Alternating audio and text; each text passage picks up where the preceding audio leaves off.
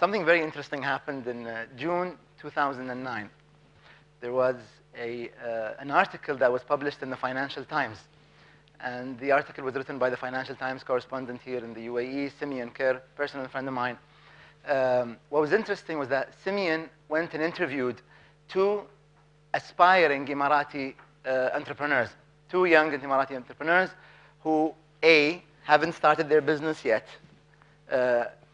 B, almost haven't done anything other than started just the marketing machine, and were a few months away from starting their business. Now, what was interesting about that article was that it wasn't written by a social reporter. It was written by a financial reporter. And it was written in a global newspaper. So you have an inspiring entrepreneur who hasn't started their business, covered in a global newspaper by a financial correspondent. So this is a story that I'm going to go back to in the course of this presentation. I'm also going to be drawing on the experiences of 5 or 6 very, very popular entrepreneurs here in the UAE and across the region. And we want to make it very interactive. We've got 28 minutes left. We're talking here about a specific element within the fear of failure. Yes, there are many reasons for fear of failure in the Arab world, but over here we're trying to link the media element to fear of failure. Now, I want to distinguish 2 forms of media in the Arab world. No matter what anyone tells you, every newspaper in the Arab world is either government-owned, directly or indirectly, or government-influenced. No such thing as completely free media. I'm going to draw on somebody's, where's Frank? I'm going to get Frank to comment on this in 1 second. The other media you have in the Arab world, foreign correspondents, Newswire, international organizations that are based here in the Arab world. Frank, do you want to say a couple of words about the media? You can come up, you can talk wherever you are. Frank, by the way, is a columnist with the national newspaper in Abu Dhabi. Hi, hello, and thanks, Sultan. Yes, well, I would agree with you completely, Sultan, that media in this part of the world is government-controlled and government-influenced, in contrast to the West, where different standards pertain. And with regard to failure, I think this comes out quite clearly in the way that things are covered. In Britain, where I've worked most of my career, and in the US, failure is pursued ruthlessly. It is analyzed. It is investigated. The people responsible for it can be hounded, castigated, and usually sent to jail in some form or other. Here it is rather different.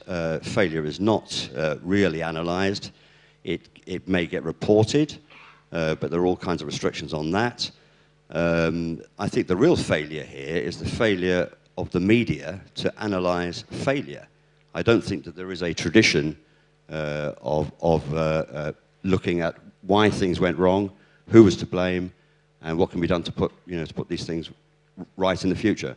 We have just seen over the past year or so the biggest failure in Dubai's corporate history, which was Dubai World.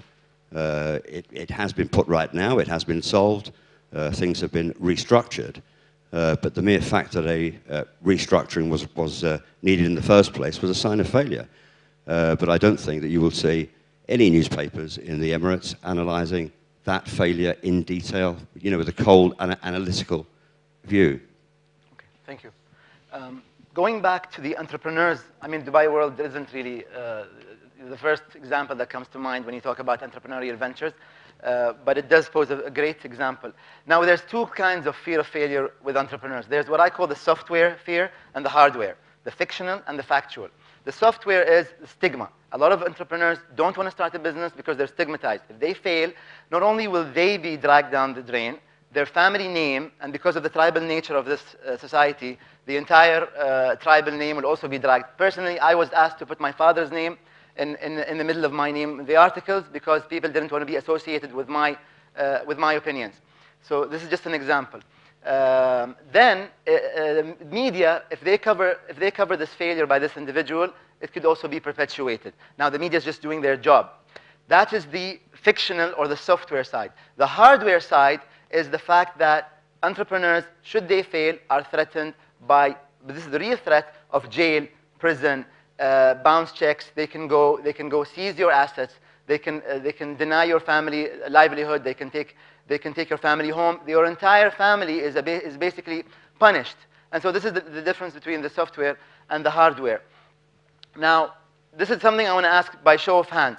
Which do you think we can change first in the Arab world? Could we change the software? Could we change the mentality? Or could we change the law first? If anyone thinks we can change the mentality first, raise your hands.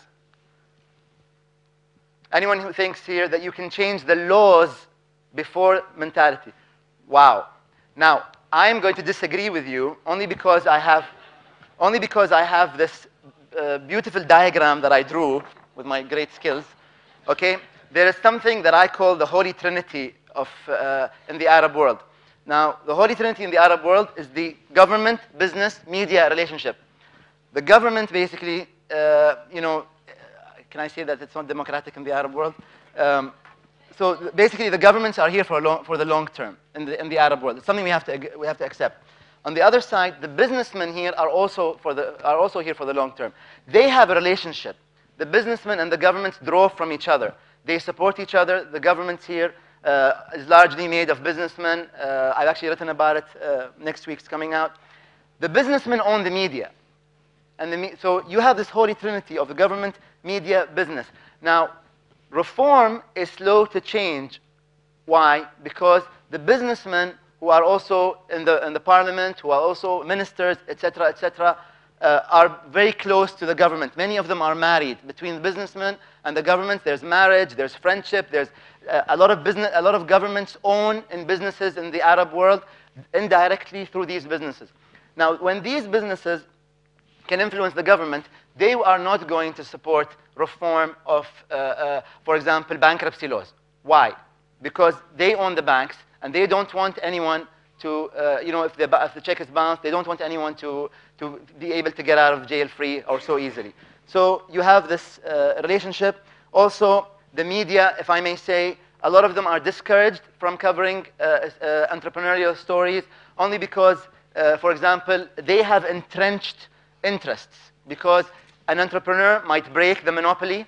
If I come and I say, I want to be the agent of this car, or I want to start this new business, I might threaten the businessman who, remember, is married to the government.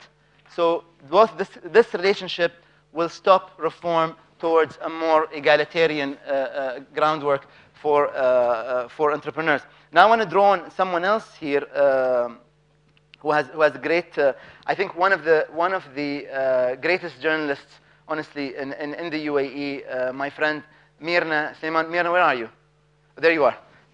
Well, basically, many of you won't know. Mirna, can I say what you have done? Okay, well, basically, many of you might not have known. What Mirna has done for journalism here is unbelievable.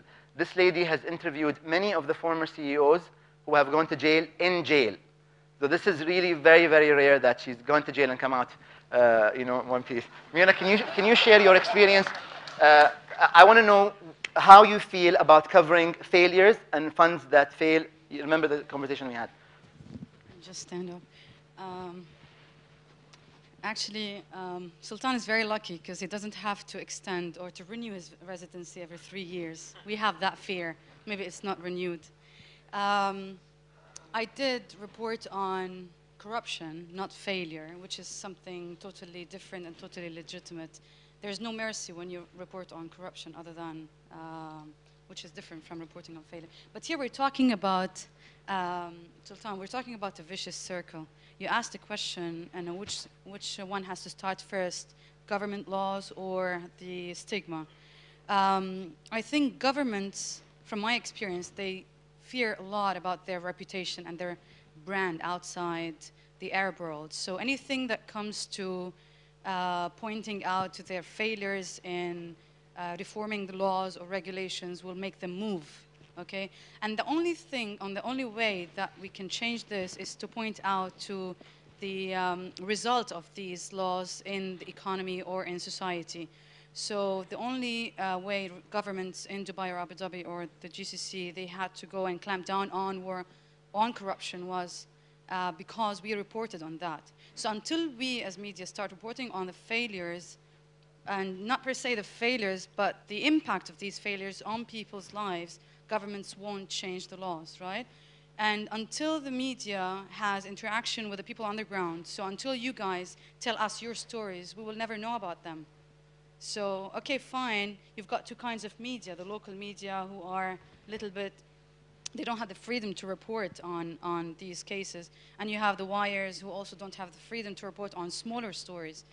But then it has to start somewhere. So people have to start talking to the media about their stories, if they were put in jail or if they were threatened to be put in jail because of a very minor bounce check, which is something really ridiculous. And the media has to report that.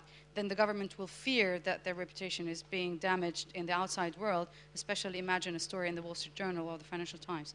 So it has to start somewhere. And then the government will go and say, okay, for God's sake, let's change this law and let's introduce bankruptcy laws to individuals. And then the individuals will feel, okay, worst case scenario, I'll just announce bankruptcy. And after a few years, I'll clear my credit and start from scratch.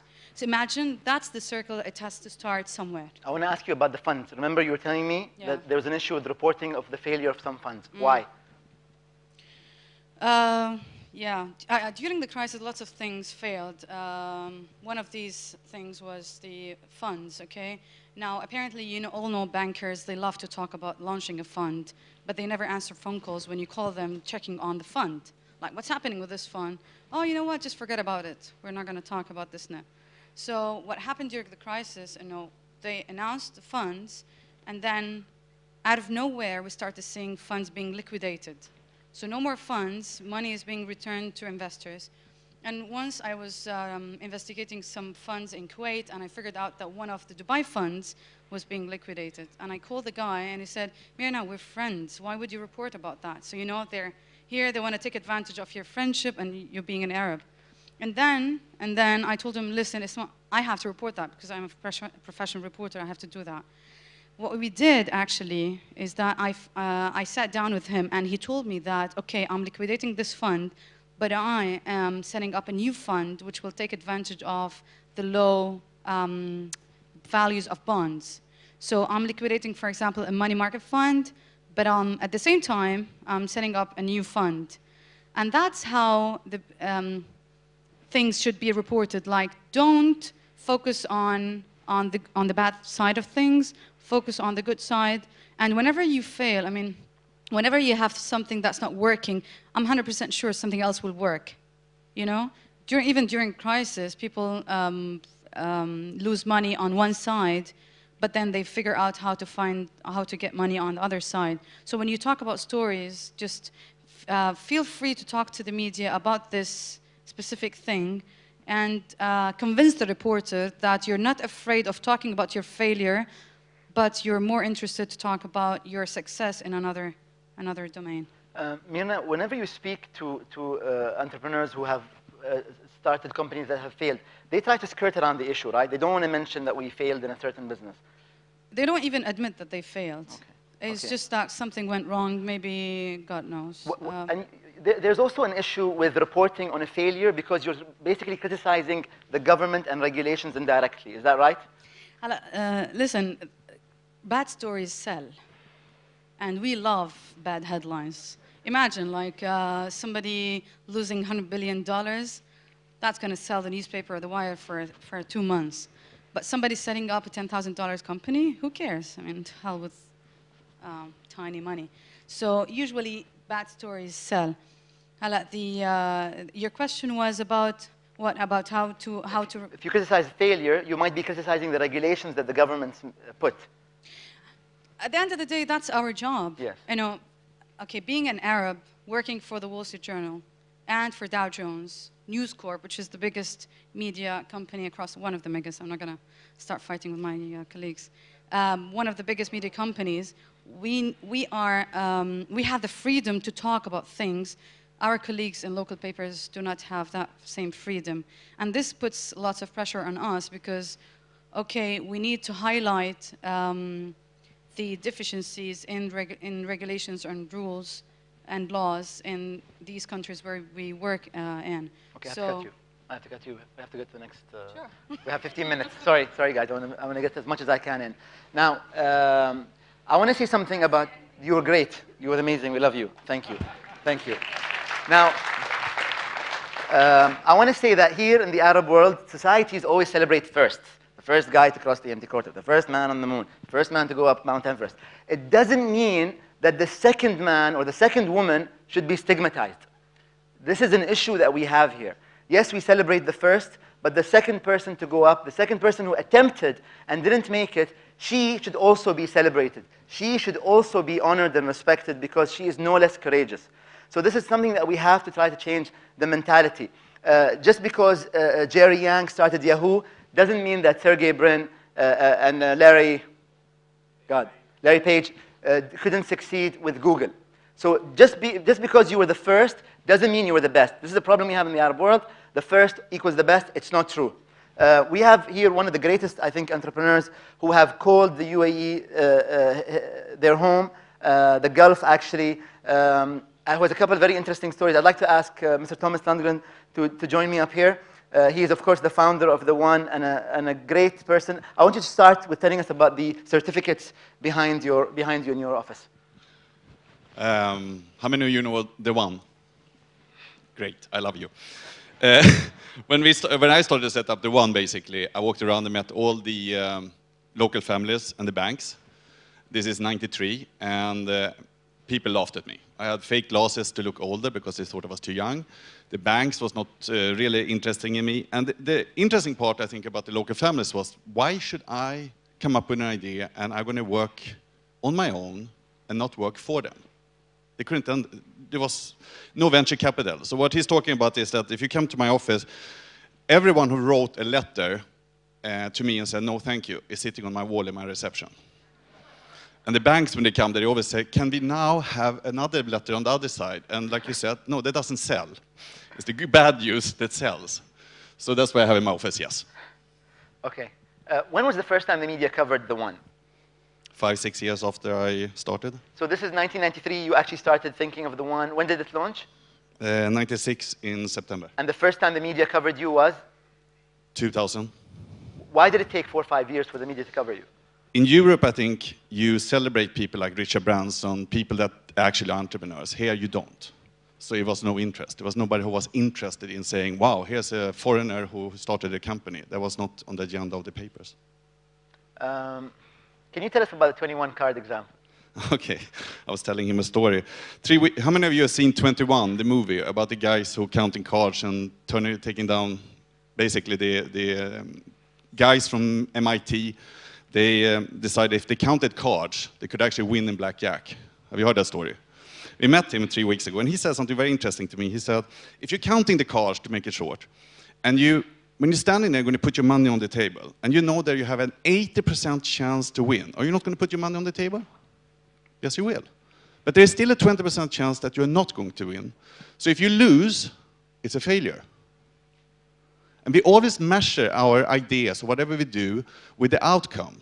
We always measure the outcome was a failure. But what about if actually the whole idea was a good idea? The whole thing was good. Every time we measure this, we always measure by the outcome, and we say a failure is when it doesn't work. But there are other things that can basically, you need to learn from it. And what we really want to talk about before when we spoke about this is really, there is a stigma talking about failures here. But there is no investor, and there are millions in this room, I think, who would invest in a person who hasn't failed.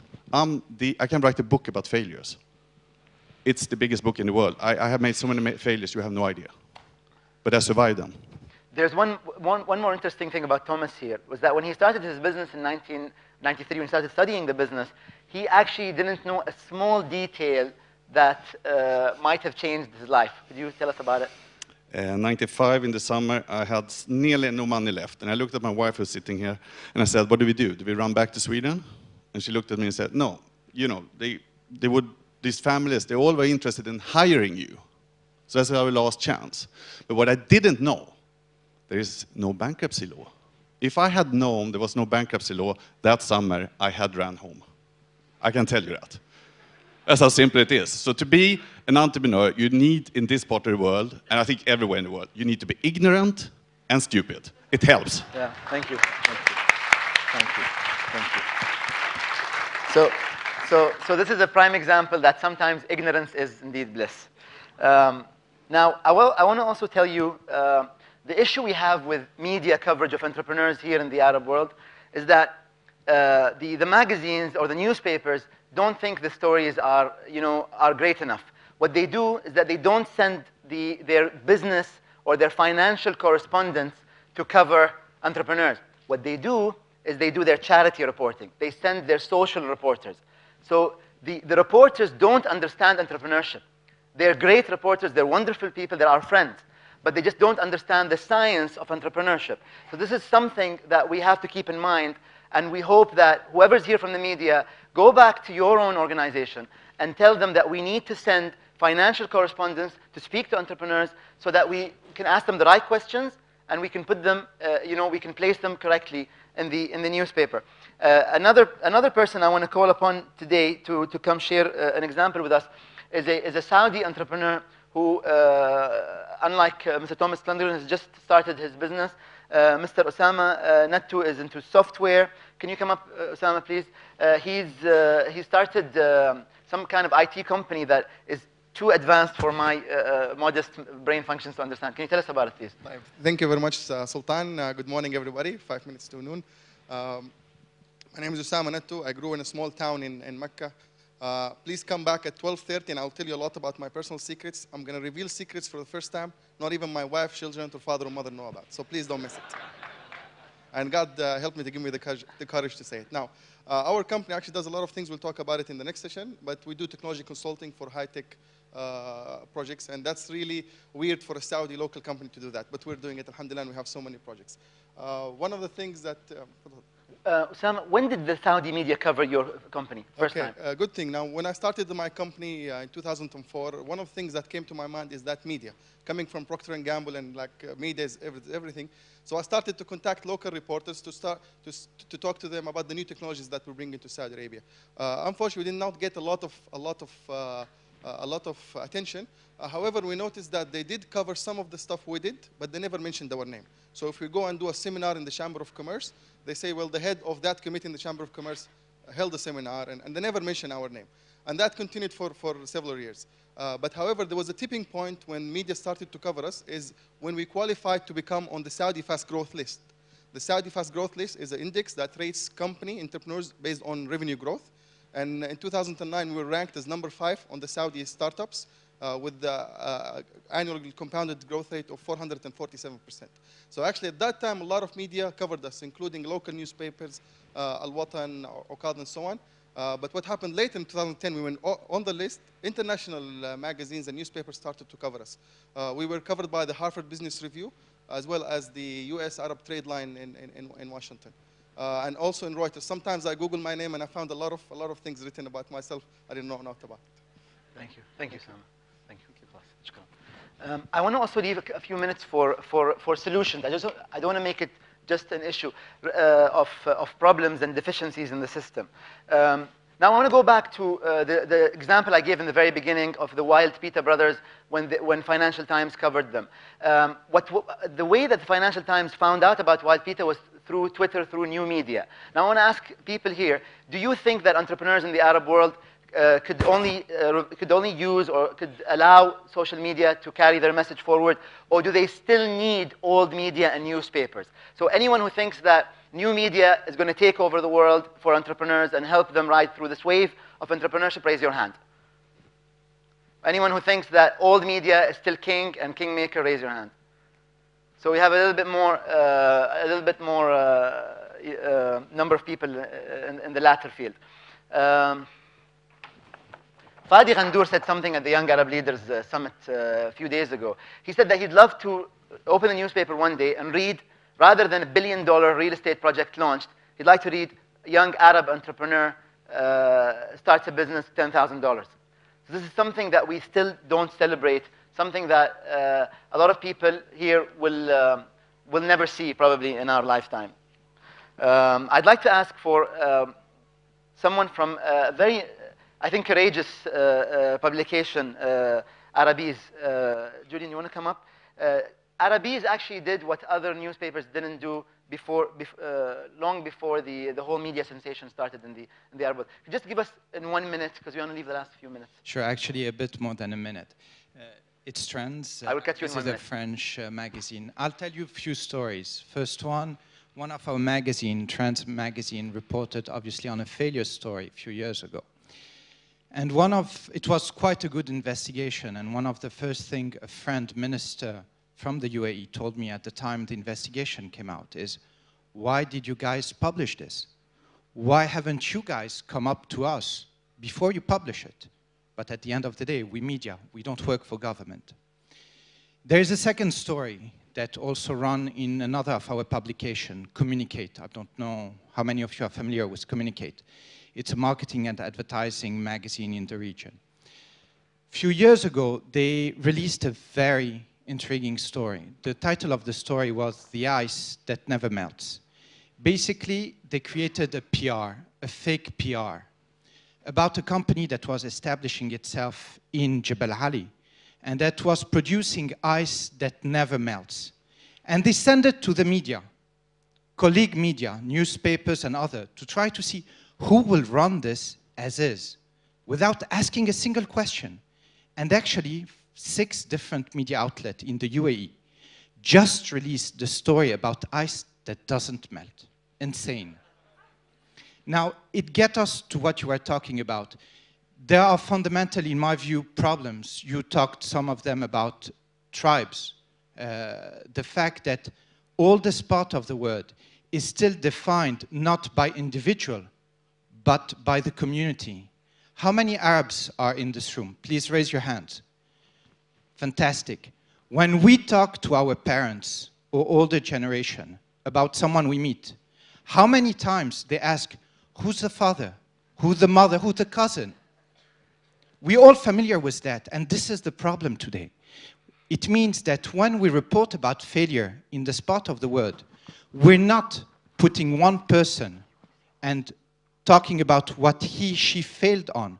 We're basically putting the entire community into the spotlight, and people don't want that. So people will shy away with talking to the media, and especially talking on failure, because it reflects badly on the community, and this is exactly what you mentioned. Thank you, that's great. Let's go to the next speaker. Okay, come up, please. One of the greatest entrepreneurs, I think, in the world today, Mr. Joy. One of the biggest failures as well. It's funny because a lot of entrepreneurs like to brag about how they failed, but they don't talk about it so much. But I'll just say one thing. I think it's a very important point that I would say is that you pointed, I think, that the analysis of failure is very important. And in the media, it's important. But as a venture capitalist, what's really, really key for me is we do a very, very critical analysis of the failure, but we also celebrate the failure. And for me, if I would say one thing, is when a company is failing is when you have the most challenge for all the participants in that failure.